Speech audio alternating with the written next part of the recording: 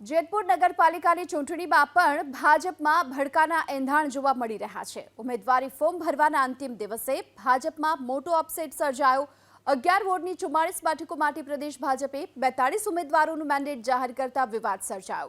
પૂર્વ પ્રમુખ સુરેશ સખરેલિયા ઉમેદવારી ફોર્મ ભરી દીધા બાદ પણ પક્ષ તરફથી મેન્ડેટ તેમને ન મળ્યું। પ્રદેશ ભાજપમાંથી જાહેર કરેલ ઉમેદવારોના નામમાં વોર્ડ નંબર 10 અને વોર્ડ નંબર 11ના બંને ઉમેદવારોના નામ ન હોવાથી વિરોધનો સૂર ઉઠી રહ્યો છે।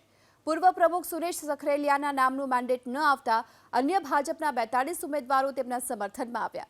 ધારાસભ્ય જયેશ રાદડિયાની હાજરીમાં જ આ તમામ 42 ઉમેદવારોએ પોતાના ફોર્મ પરત ખેંચવાની સાથે સુરેશ સખરેલિયાને સમર્થન જાહેર કર્યું। રણનીતિ નક્કી કરી ભાજપના ઉમેદવારો પોતાનું ઉમેદવારી પત્રક પરત ખેંચવાની રણનીતિ ઘડશે।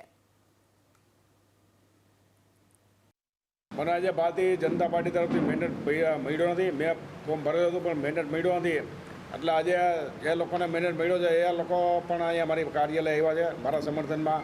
અને લગભગ આગામી રણનીતિ અમે સાંજ સુધીમાં તૈયાર કરશું। અમારે કેવી રીતના ચાલવું, શું કરવું આગળ, એના માટે અમે મીટિંગ કરી બધાના મંતવ્યો લઈને પછી આગળ વધશું। વોર્ડ નંબર 10 અને વોર્ડ નંબર 11માંથી 2 સભ્યોના ફોર્મના મેન્ડેટ આપ્યા નથી। છેલ્લી ઘડી સુધીના પ્રયાસો ધારાસભ્યશ્રીએ પણ કરેલા હતા, પરંતુ કોઈ કારણોસર ત્યાંથી મેન્ડેટ રજૂ થયા નથી।